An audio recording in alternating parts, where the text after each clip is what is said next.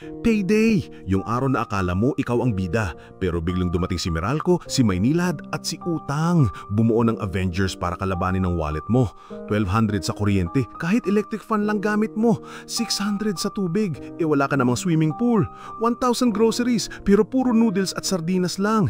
2,000 pambayad utang, hindi mo nga maalala anong utang yun. 1,000 LPG, kahit di ka marunong magluto. 50 pesos joy refill para sa mga plato ng ex mong iniwang ka rin. Heartbreak. 50 pesos shampoo kahit kalbo ka na sa stress. Tapos may kapitbahay pang sisigaw. Oy, pahingi naman ng pang Gcash load. Tingin ka sa wallet mo. Ayun, picture mo na lang. Parang iniwang ka rin.